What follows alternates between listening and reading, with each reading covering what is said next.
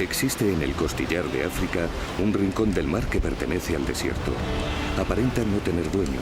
Su salvaje simetría alimenta la ilusión de un desgobierno geográfico, de una ausencia de límites y de distancias. Pero nada en el desierto es casual, nada caótico ni abandonado al capricho de los años. Es un abrazo perfecto, una comunión de arena y agua en dunas que avanzan hacia el mar desde el corazón del continente.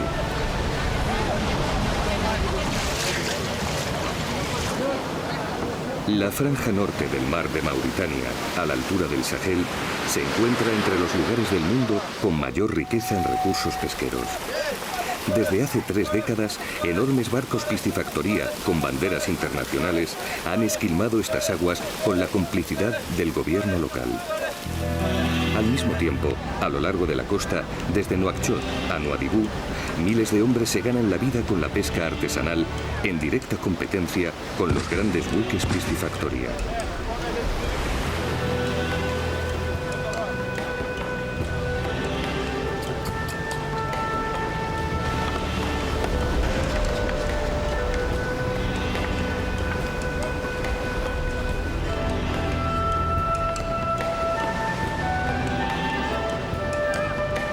Hombres del mar es la historia, la vida de algunos de estos hombres y mujeres del litoral mauritano.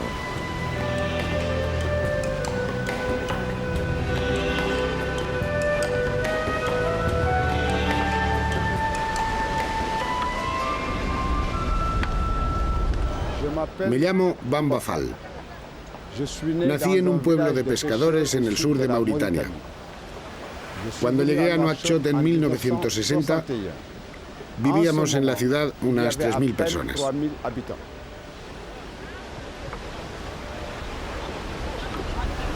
Los últimos 30 años de mi vida los he pasado en este lugar, el puerto de Nouakchott, el corazón de la pesca artesanal en Mauritania.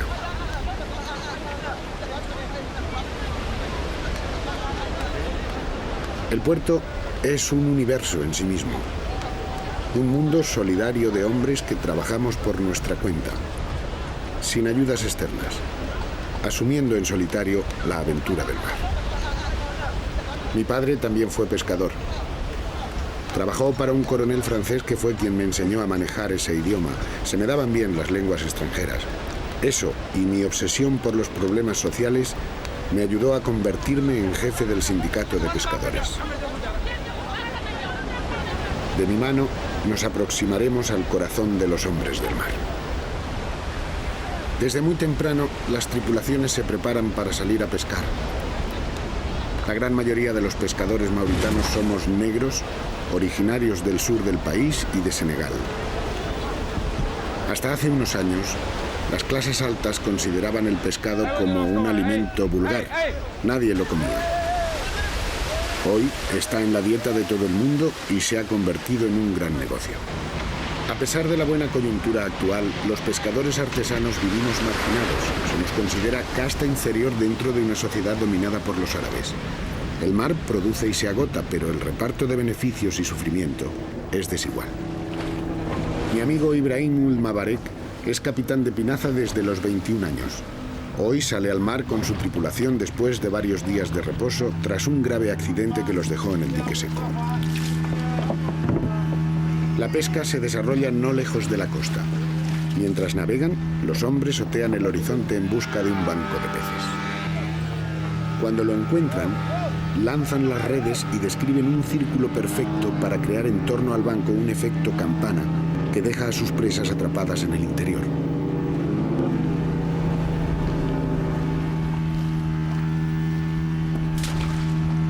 Mientras la tripulación principal trabaja desde la pinaza, una segunda embarcación tira a motor del otro extremo de la red. Ha de ser una acción rápida y enérgica para evitar que el pescado se escape.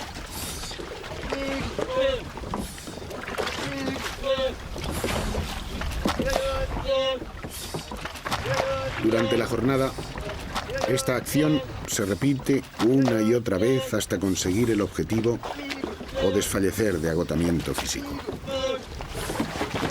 En esta ocasión no hubo suerte. Se lanzó la red demasiado tarde y los peces tuvieron tiempo de escapar. Pero el día es largo y ellos seguirán insistiendo.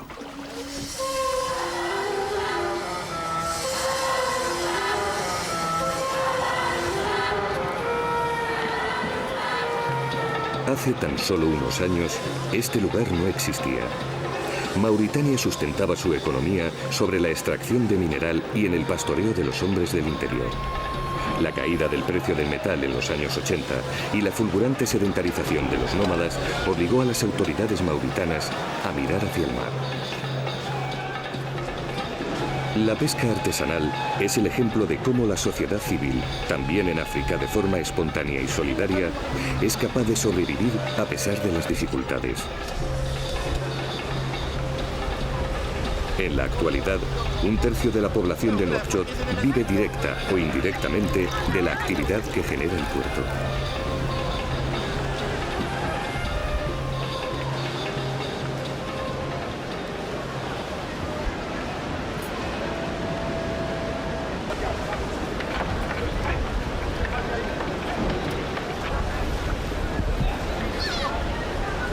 Si la pesca artesanal es un ejemplo de supervivencia social, Bamba Fall lo es de su lucha particular.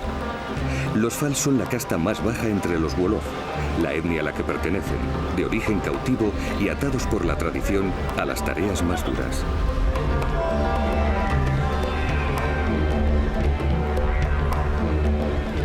Su interés por aprender francés y acceder a la educación tuvo como finalidad romper con ese corsé de las castas. En la Mauritania actual, dominada aún por enfrentamientos raciales y de clase, son cientos, miles los hombres y mujeres que dedican sus vidas a pelear por la libertad. Bamba Fall es uno de ellos. Desde su puesto en el sindicato, trabaja para informar a los pescadores de sus derechos.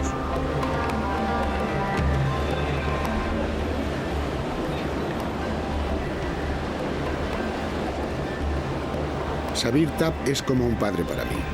Es además el imán de la mezquita del puerto y el pescador en activo más viejo de Mauritania. Tiene 15 hijos y 4 mujeres.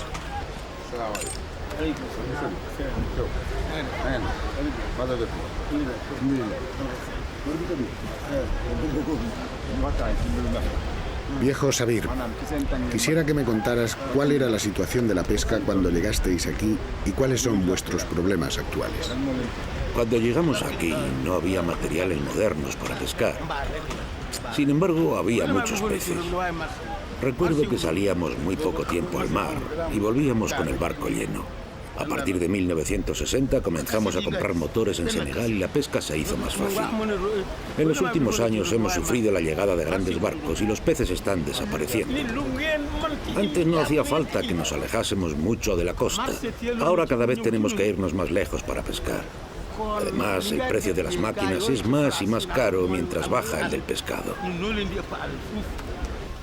La mayoría de los muchachos que trabajan en el puerto son muy jóvenes. Cuéntame qué tipo de educación reciben vuestros hijos. A nosotros nos educaron nuestros padres para que nos acostumbrásemos a la vida en el mar. Nuestros hijos no han tenido nunca problemas con nadie, porque al hijo de un verdadero pescador jamás lo encontrarás en una comisaría de policía. Si quieres que tu hijo tenga una buena educación, tienes que traerlo aquí, a este pueblo de pescadores. Mira a esos chicos que están con las redes. Ninguno es mal educado o ladrón. Si te levantas por la mañana temprano, te vas a trabajar y vuelves muy tarde y muy cansado, nunca tendrás ganas de ir a robar o molestar a nadie.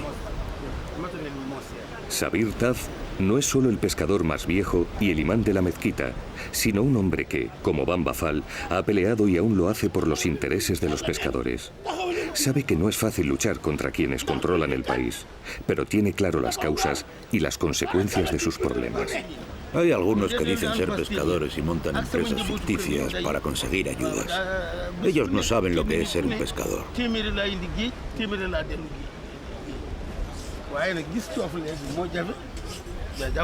Existen otros que sí lo son, como los Ingragüen o los pescadores solitarios que trabajan por la costa.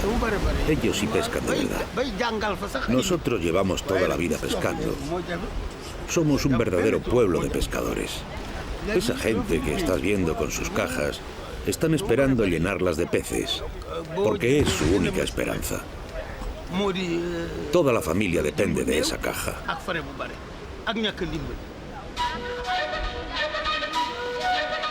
Según estadísticas de las Naciones Unidas, el 80% de las labores productivas en África recaen sobre las espaldas de las mujeres. A ellas se debe que este intrincado laberinto de etnias, lenguas y mestizajes culturales se mantenga en pie a pesar de las dificultades.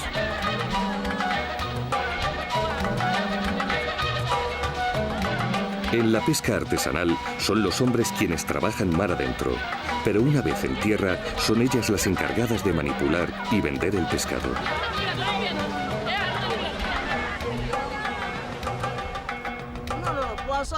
Ella es la mujer más influyente del mercado.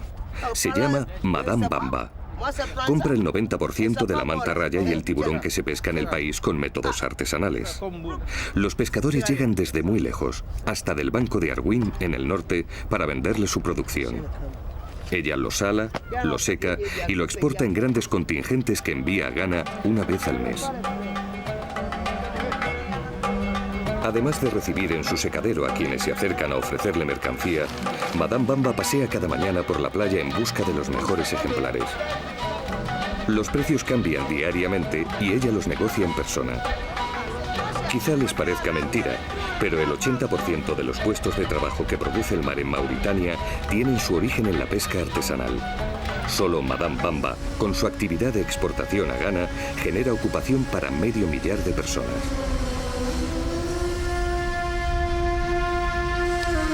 A su alrededor y en torno a las cientos de mujeres que faenan en la playa, se desarrollan una serie de pequeñas labores encadenadas que dan vida a este mercado. El negocio del pescado fresco o congelado para la exportación está en manos de la oligarquía árabe. Los escasos intentos por parte de los pescadores para formar cooperativas han fracasado por el boicot de los grandes grupos de poder. Iniciativas emprendedoras como la de Madame Bamba solo son posibles porque trabaja con pescados que se consideran de segundo orden y por el coraje indestructible con el que se enfrenta a las dificultades. Además, el secado y salado es una técnica tradicional, antigua, desfasada y poco higiénica para los paladares refinados, pero aquí en África Occidental les encanta comerlo así. Ocurre también que para millones de africanos es el único pescado al que pueden acceder. Madame Bamba lo sabe y se encarga de satisfacer esas necesidades.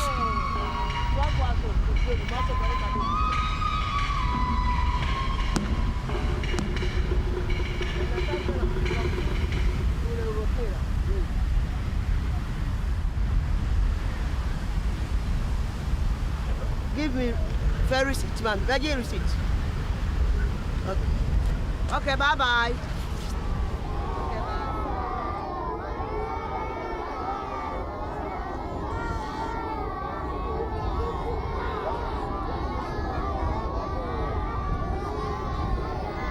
Mientras los padres trabajan, los hijos acuden a la escuela coránica que los mismos pescadores mantienen en una esquina del puerto. En un país que dedica más del 20% de su presupuesto a gastos militares, la educación sistemática es un privilegio al que solo accede una minoría. Las escuelas coránicas dirigidas por marabouts suplen de algún modo estas carencias. En ellas los niños aprenden gramática, aritmética y las principales nociones religiosas del Corán. Pero en el mundo moderno, vertiginosamente cambiante también en Mauritania, esa educación resulta insuficiente. Solo los padres dispuestos a realizar un gran esfuerzo económico pueden enviar a sus hijos a la escuela de segundo grado y raramente a las niñas. Ellas permanecen en casa preparándose para convertirse en dóciles esposas. Y la mayoría no accede a cursar estudios superiores. Aún hoy, las normas sociales imperantes obligan a las niñas, por arreglos entre familias, a contraer matrimonio a la edad de 8 o 9 años. En el año 2001, solo un 3% de las mujeres mauritanas han podido librarse de ese matrimonio. Estos niños que ahora recitan suras del Corán tienen una esperanza de vida de 45 años. Tan solo 45 años para luchar por un mundo más justo y solidario que el vivido por sus padres.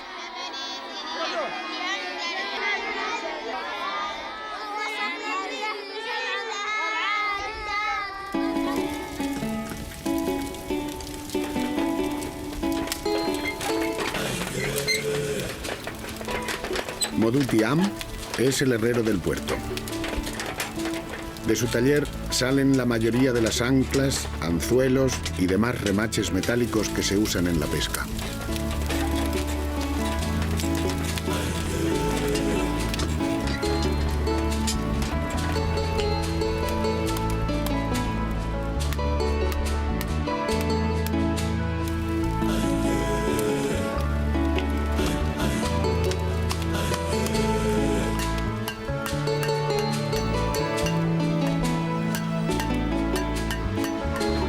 Es muy raro el día que no paso a visitarle.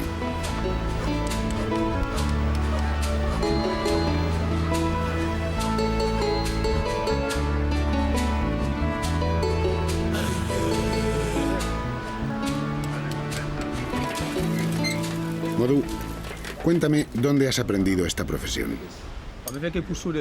Me la enseñó mi padre en Senegal.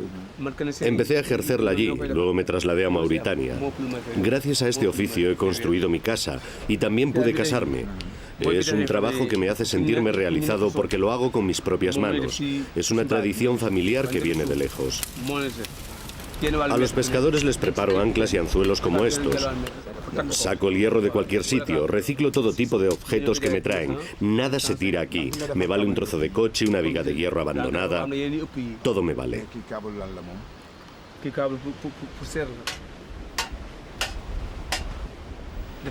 Háblame de tu hijo Abdul. ¿Él acude al colegio o solo aprende la profesión aquí contigo? Ahora no está en el colegio porque son vacaciones. El día que abran volverá para estudiar. Cuando cierran prefiero tenerlo aquí conmigo, si no se pelea con sus amigos. En la calle no hay quien le vigile ni cuide de él, no tiene quien le dé consejos. Él solo obedece a sus padres. Además, si triunfan los estudios, que es lo que deseamos todos, bien, pero si fracasa, sería mejor que estuviera preparado para esta profesión.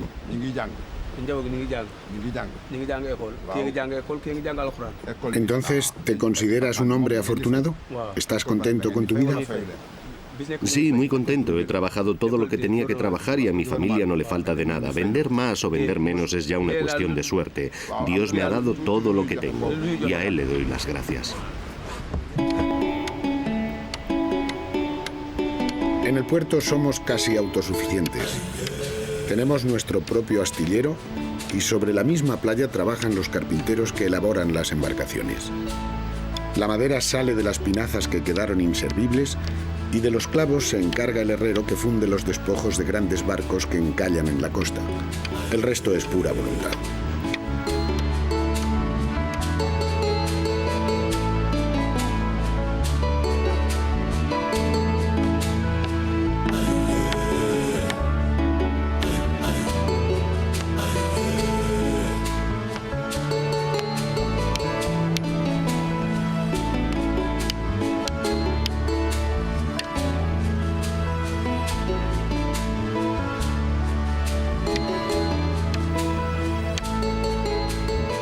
Cada año, las pinazas son remozadas y pintadas de nuevo. Mantienen el nombre, pero se las renueva el vestuario.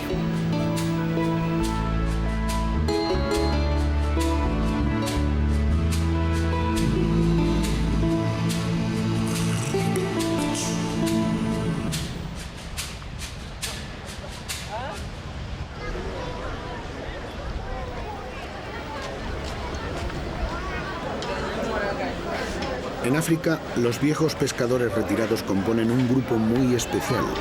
Permanecen muy activos. No les arrinconamos, sino que aprovechamos su sabiduría y experiencia para continuar lo que ellos dejaron.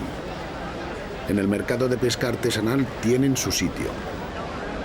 Un espacio en el que cada tarde se reúnen para charlar sobre los problemas que les preocupan. Su opinión es ley para nosotros. Cuando ejercía como pescador, además yo era profesor de niños pequeños. Al terminar de faenar, iba al colegio para dar clase. Eso era en el sur, donde nací. Luego me vine para acá y continué haciéndolo. No había nadie. Tuvimos que levantarlo todo de la nada. Cuando llegamos, en este lugar había más chacales que personas.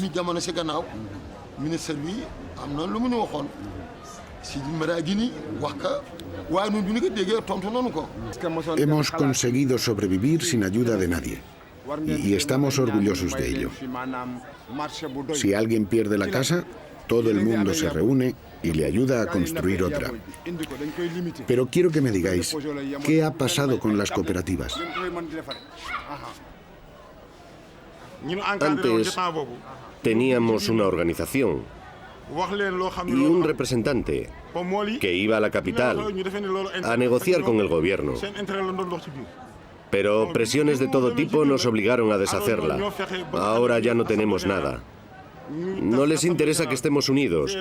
A veces aparece gente que nos ofrece ayuda. Y esas ayudas se van, sabe Dios dónde.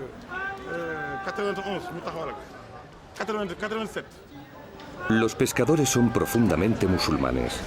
Musulmanes sinceros y devotos que realizan con minuciosidad sus 5 oraciones diarias y cuya máxima aspiración en la vida es poder ir algún día a la Meca. El Islam que se practica en África Occidental es un Islam moderado y sincrético. La mezcla de tradiciones animistas con el intelectualismo sufí han producido un culto dominado por fetiches y santones vigorosamente rechazados por la ortodoxia musulmana.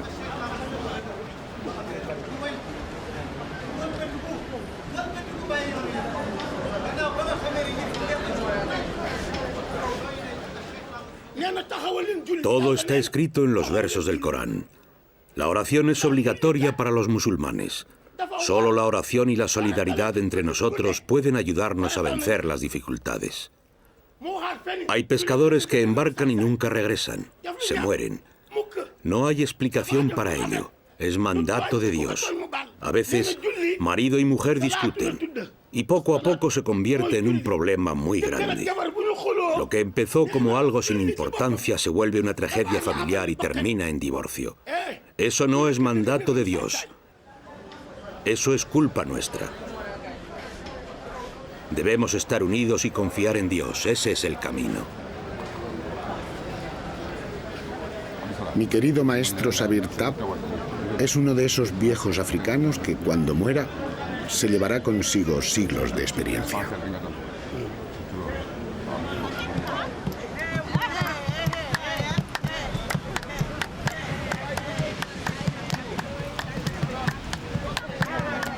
A mediodía, cuando el sol se encuentra en lo más alto y los pescadores aún faenan en el mar, las gentes del puerto se toman un respiro. Son horas de calor y de espera.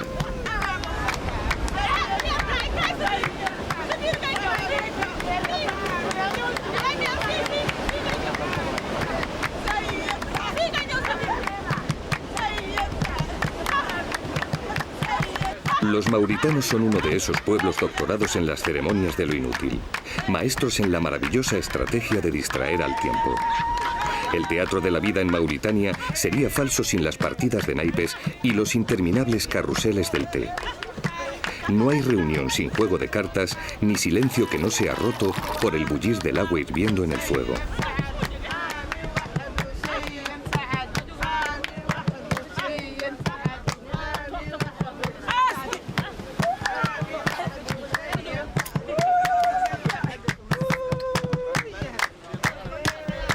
Se juega, se bebe y se canta. No hay abundancia, nunca la hubo, pero sí hay lo suficiente para celebrar el esfuerzo diario como un triunfo ante la vida. Los peores años de la sequía pasaron. También se fueron los días en que el pescado abundaba. Ha quedado el deseo de la lucha por la supervivencia, la necesidad de renovar constantemente el crédito de mirar de frente a los ojos del futuro.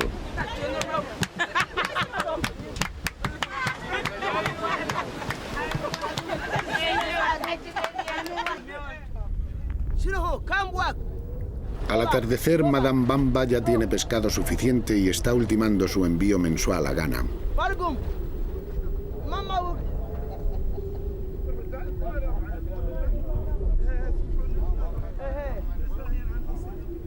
Ya sabemos cómo trabajas el pescado con la técnica de la sal. Ahora quisiera que me contases si es difícil para ti trabajar en la playa con los pescadores. No, ya no es fácil. Fácil. No, no es difícil. Aquí tengo muy buenas relaciones con los pescadores. Incluso cuando les falta dinero para la gasolina se lo presto. Aunque sea por problemas familiares u otras cosas, también se lo presto. Después me lo devuelven en unos días. Siempre tengo mucho pescado y eso es gracias a la confianza que hay entre nosotros. Todos los pescadores me conocen y me respetan.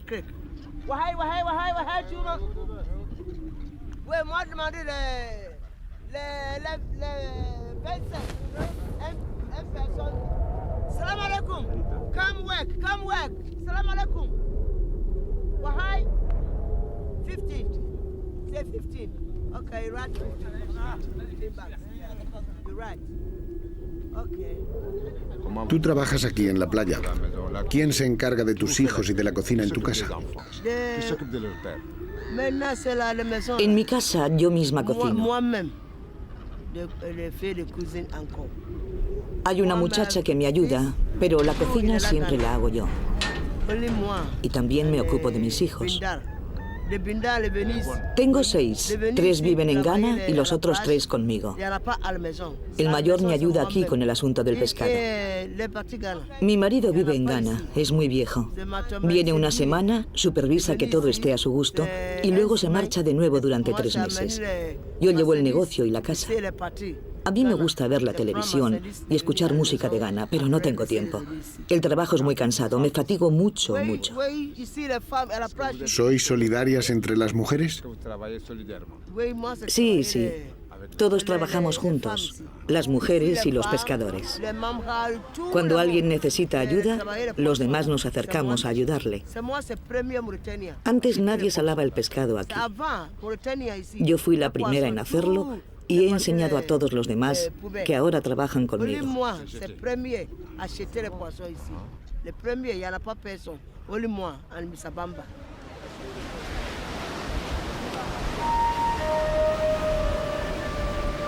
El mar no tiene fronteras. Es enorme. Y los barcos grandes pueden llegar hasta donde quieran. Son ellos los que entran en nuestro territorio. Nosotros tuvimos un accidente hace poco y nuestro barco volcó. Íbamos 21 personas dentro. Todos los pescadores de barcos pequeños nos encontrábamos en la misma zona. Estuvimos faenando tranquilamente durante 2 o 3 horas. Cuando atardeció, algunas de las pinazas se marcharon, pero nosotros nos quedamos hasta la noche. Llevábamos mucho tiempo sin dormir, estábamos agotados. Además, no habíamos pescado mucho. En esos momentos el trabajo se hace duro y solo regresas a tierra para dejar el pescado y volver a por más inmediatamente. Aquella noche comenzó a llover y cuando llueve hay que dejar de pescar. Así que tratamos de descansar hasta el día siguiente, pero allí dentro, en el barco, en el mar. Vi una luz que se dirigía hacia nosotros. Sentimos el ruido de un barco que se acercaba muy rápido. No sabíamos qué hacer. Intentamos arrancar el motor y del nerviosismo la cuerda de arranque se rompió. Ya no nos quedaba más remedio que sentarnos y confiar en Dios. Algunos se lanzaron al agua para escapar nadando. Por suerte, compañeros nuestros estaban cerca y los que se lanzaron al mar llegaron hasta sus pinazas.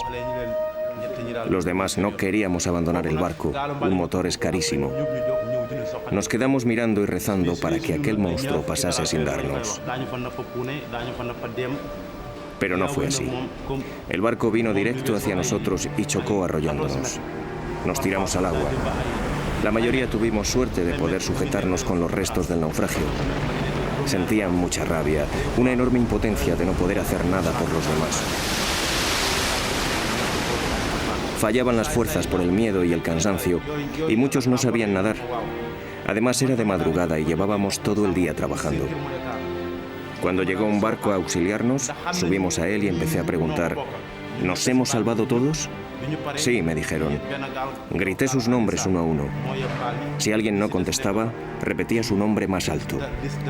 Cuando terminé la lista, 3 no habían contestado. Enseguida comprendí que estaban muertos.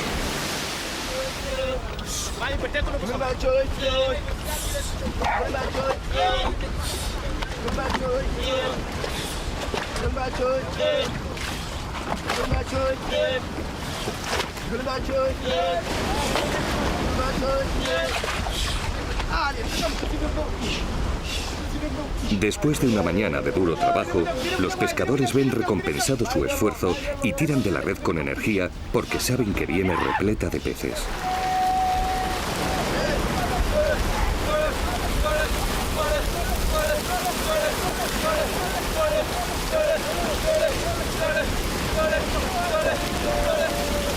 Son hombres tenaces y orgullosos que semanas atrás salían ilesos de un naufragio y hoy celebran su reencuentro con la vida.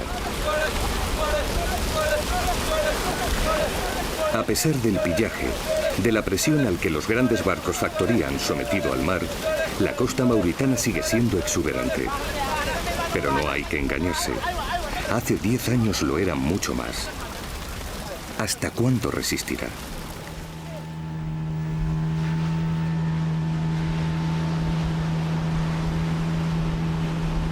El regreso a la playa es un momento de gran satisfacción. En una buena jornada se puede llegar a sacar más de 1 tonelada de pescado. Pero incluso en las mejores condiciones, en un día como hoy, este duro trabajo no permite a los pescadores más que una subsistencia al límite. Un barco lleno como este dejará a cada pescador una humilde ganancia de 500 pesetas. Al dueño, que normalmente es uno o varios de los pescadores, muy poco más. Lo justo para pagar el gasóleo y los desperfectos del material. Un motor cuesta casi 250.000 de pesetas y la pinaza 200.000.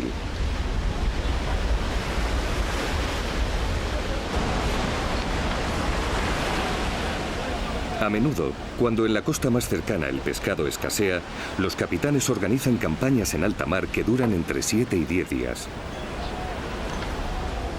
Las embarcaciones son las mismas, pero las condiciones aún más duras. Comiendo, bebiendo y durmiendo dentro del barco, en manos del viento o en peligro de ser arrollados por los grandes buques.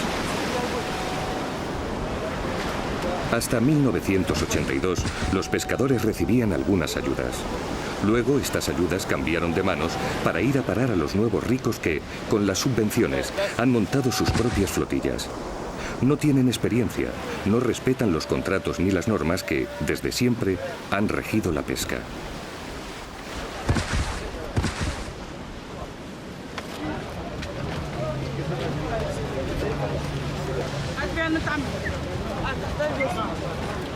Solo una mínima parte del pescado que se produce en el mercado artesanal se destina a la exportación. El resto se envía en coches hacia el interior del país. El parque móvil que se utiliza para el transporte del pescado no es precisamente de primera mano. Cuando en Europa un vehículo ya parece estar para el desguace, a ese mismo vehículo aún le quedan 20 años de vida africana.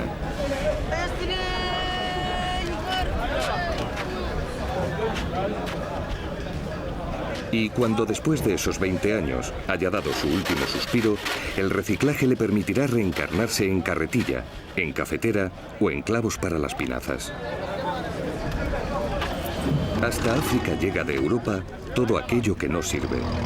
Los africanos se encargan de resucitar los objetos, de devolverles la vida con la astucia que provee la necesidad. Es el momento de la mecánica mágica. En África todo el mundo opina, solo uno trabaja y el resto mira. Pero cuando la magia también falla, no queda más remedio que tirar del método tradicional. Como en el mar, uno grita y el resto empuja. Al atardecer, toda actividad se detiene y el universo de esta ciudad, dentro de la ciudad, se adormila para cumplir con el rito del tiempo. Mañana no será otro día, sino el mismo. Los mismos rostros, las mismas dificultades y el mismo deseo de supervivencia.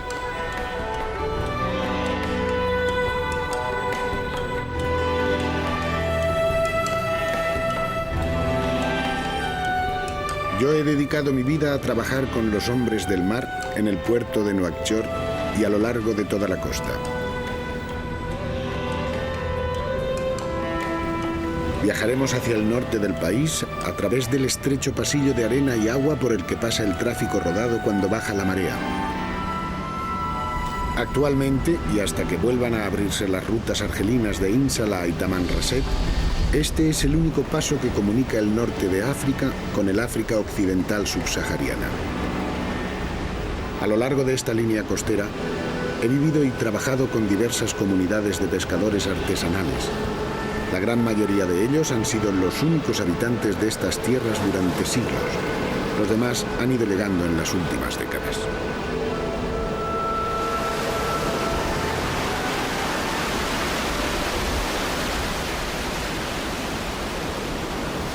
Mohamed Levi es uno de los numerosos pescadores solitarios que viven y trabajan en la costa mauritana. Es originario de Latar, en el interior del desierto. Pero su amor a la aventura, a los horizontes abiertos, le hicieron abandonar hace ya 15 años la vida nómada y se trasladó al mar para vivir de la pesca. Su familia, su mujer y 3 hijos viven en Nouakchott. Él pasa en la soledad del mar 2/3 del año. Mohamed Levi no sabe nadar. Pesca sobre todo tiburón y mantarraya que luego vende a Madame Bamba. La aleta del tiburón va destinada a comerciantes chinos que la exportan a su país. Yo estoy aquí para trabajar, pero mi corazón está en el campo. Echo de menos la familia. Pero voy a Nouakchott 2 o 3 días al mes para vender el pescado allí y los veo. Al interior ya casi no voy, pero a veces me viene al recuerdo el desierto. Aquí se consigue vivir dignamente, pero es duro. Tiene momentos buenos y momentos malos. A veces pasan semanas enteras sin que entre un solo pez y otras no doy abasto con lo que llega. No hay reglas fijas, hay que estar atento y esperar tu oportunidad. Me paso las horas del día mirando las redes y el mar, buscando señales de que los peces han decidido acercarse a la orilla. No recibo ningún tipo de ayuda. Por aquí cerca hay otros compañeros que pescan de la misma manera que yo y en ellos me apoyo. Entre nosotros nos ayudamos. Nadie sabe que estamos aquí, solo Dios. La radio es la única manera que tenemos de estar comunicados con el mundo exterior. Con ella escucho las noticias y música. La música es lo que más me entretiene. Hacia el norte, subiendo en paralelo a la línea costera, el encuentro del agua y la arena es aún más salvaje, más violento y dominado por una belleza concisa y brutal. A partir del Cabo Timirist se entra en el llamado Banco de Arwin, un territorio de mares poco profundos que ocupan el antiguo estuario de un río ya seco. Desde 1976 es parque nacional con el fin de proteger a los millones de aves que cada invierno llegan desde lugares tan lejanos como Europa y Siberia. Es una tierra dura frente a un mar rico y de una fragilidad infantil.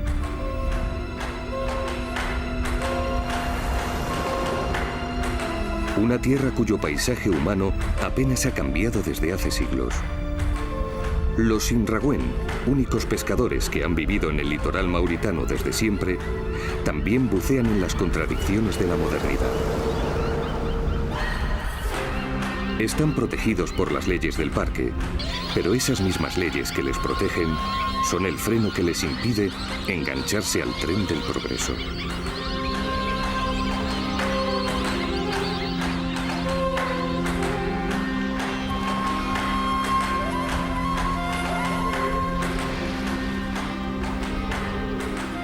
Mohamed Uma es uno de los 800 Sinragüen que viven en el Parque Nacional Banco de Arwin. Hoy, como cada mañana, se ha levantado al amanecer para acudir en busca del sustento diario. La pesca es el único medio de vida que les está autorizado por las leyes del parque, y solo bajo unas normas muy estrictas. De los Sinragüen ya hablaban los primeros navegantes portugueses que merodearon por aquí. Hasta hace muy poco, los Sinragüen han sido esclavos de los Gulates Bah, nómadas que se dedicaban al pastoreo de camellos. No sentían los nómadas especial aprecio por el pescado, pero comerciaban con él, Lo utilizaban seco y salado para transportarlo más al sur, donde tenía más demanda.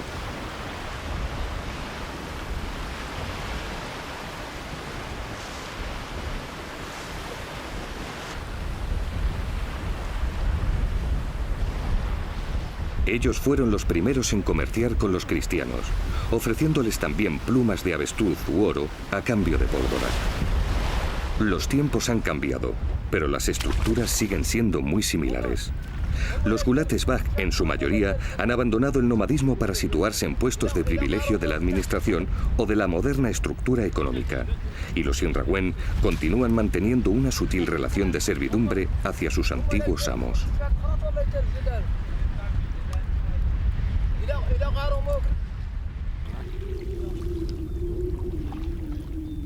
El método de pesca utilizado por los Sinrawen es muy tradicional. Una vez en la orilla, los hombres buscan un banco de peces. Actúan con discreción, en silencio, acechando a sus presas como auténticos gatos del mar. Los equipos suelen estar compuestos por 6 hombres. 3 de ellos trabajan en el agua cargando las redes. Los otros 3 lo hacen por la orilla. Mientras unos rodean a los peces, los otros golpean el agua hasta conducirlos a la red. Ha de ser una acción rápida y conjuntada, marcando los tiempos de manera que el pescado no encuentre otra salida que la pared de nylon. Los Sinrawen siempre han pescado así, desde la orilla. La ayuda de las embarcaciones con vela latina es reciente. Fue introducida por marinos canarios a finales del siglo XIX.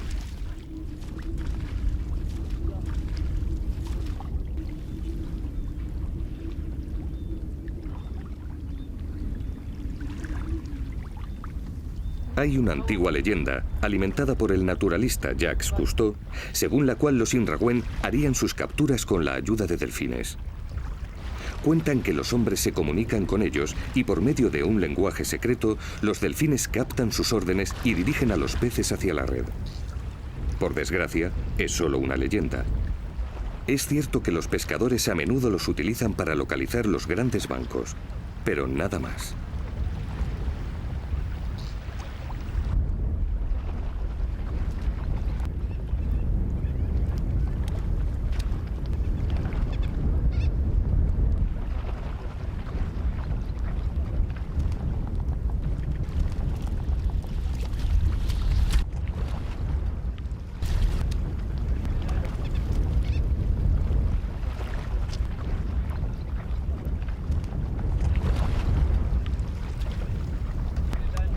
El mujol es la especie que con mayor frecuencia capturan los Sinrawen. Al moverse en grandes grupos y muy cerca de la orilla, los peces facilitan su captura, aunque el premio que reciben los pescadores no es especialmente gratificante. El mujol es una captura poco apreciada en los mercados internacionales y carece de otro valor que no sea el autoconsumo y el mercado interior.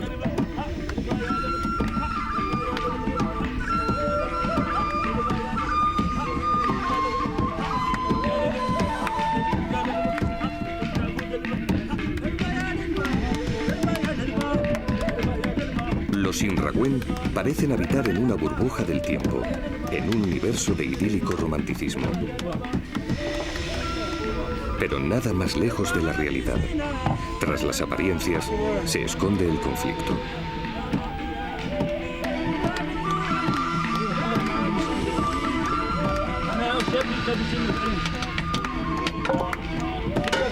Los Sinrawen no son ajenos a los problemas que sufren los grupos humanos que habitan en el interior de los espacios protegidos. ¿Cómo combinar su derecho al desarrollo con el cuidado del medio ambiente?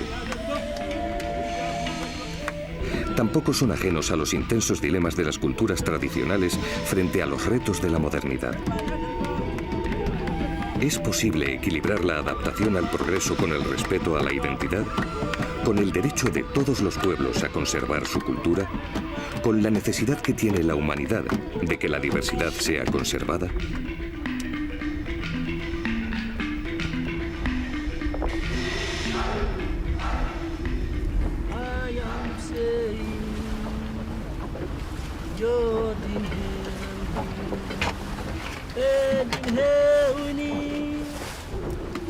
You are a star.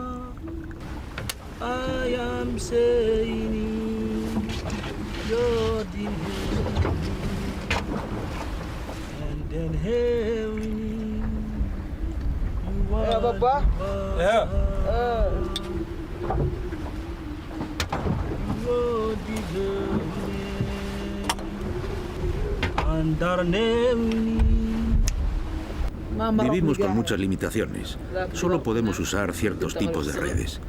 Tenemos prohibidos los motores y también pescar las especies más rentables, como el tiburón o la mantarraya.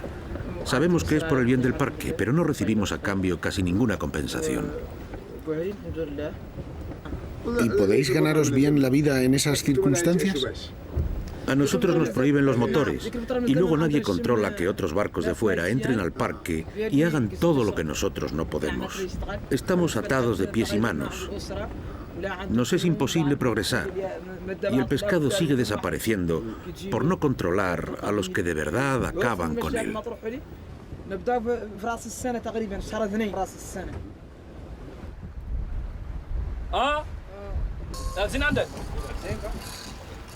Durante las semanas que duró el rodaje, Van Bafal no dejó de hablarnos de un lugar que le provocaba inquietud, a la vez que una cierta fascinación. Era la isla de Arwin, una moderna reencarnación de la República de Mujeres, las gobernadoras y paridoras que usan a los hombres como fecundadores y braceros.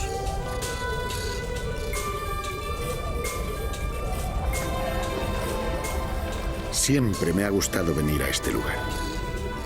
No porque sea especialmente atractivo, que no lo es, sino por la fuerza de las mujeres que viven en él. La isla de Arwin está situada en el extremo norte de la reserva natural, cerca ya de la península de Cabo Blanco y la ciudad de Nuadhibou. Es un lugar inhóspito y de difícil acceso, donde la naturaleza se muestra implacable con los débiles.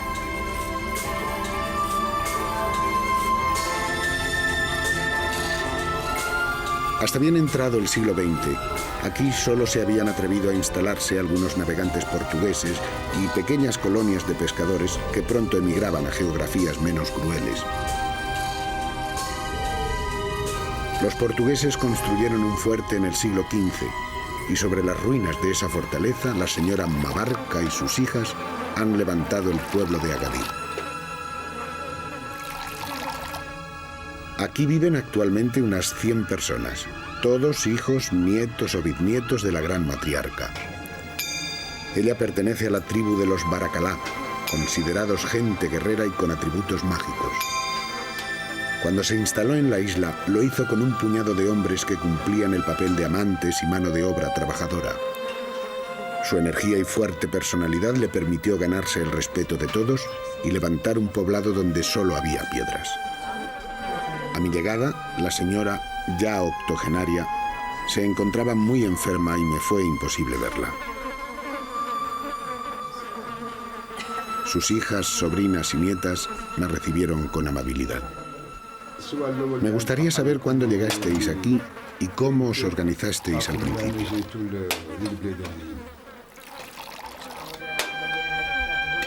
Mi madre y mis tías llegaron aquí el mismo año que pusieron los raíles del tren de las minas. Supongo que los blancos que lo hicieron sabrán el año exacto. Creo que fue en 1962. Se instalaron con tiendas y lo primero que mi madre mandó hacer fue poner en funcionamiento los antiguos depósitos de agua de los portugueses. Luego, todo se fue haciendo entre todos poco a poco, trabajando mucho. ¿Cuál es la relación que tenéis con los hombres que viven con vosotras? Aquí todos somos iguales. Nosotras marcamos las normas y decidimos cuándo debe hacerse tal o cual cosa. Pero a la hora del trabajo, todos trabajamos lo mismo, sin distinción de sexos. Algunas de nosotras tenemos un marido, otras son solteras, divorciadas o se han casado varias veces. Lo más importante en Agadir es tener muchos hijos y que el pueblo crezca. Eso es lo más importante, dar muchos hijos. Nuestra madre cuando llegó aquí tenía varios amantes que la siguieron desde el pueblo en el que vivían antes. Ella siempre fue fuerte para cumplir sus objetivos y el principal era procrear e inculcarnos a nosotras esa misma fuerza. Mis hijas y las hijas de mis sobrinas están creciendo de igual forma.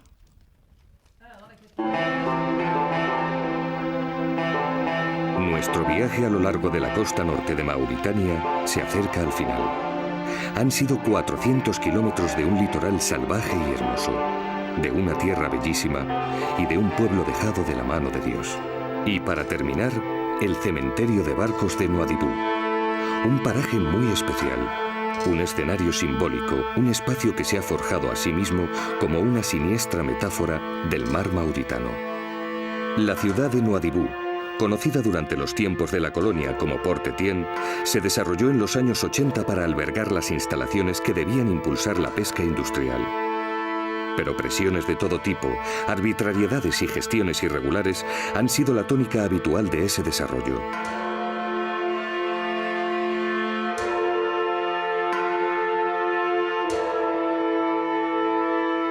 Una de sus consecuencias ha sido el abandono de barcos a lo largo de toda la costa, pero especialmente en la bahía de Nouadhibou. Unas veces las averías o los encallamientos y otras las multas no pagadas han ido creando con la necesaria ayuda del tiempo un sorprendente basurero de chatarra náutica. En la superficie hay más de 100, bajo el agua dicen que cerca de 1 millar. Es un escenario trágico y bello, con una estética de herrumbrosa perversidad. Un espacio que alimenta el contraste entre el negocio industrial y los pescadores artesanos. La prepotencia del acero frente a la supervivencia y la solidaridad.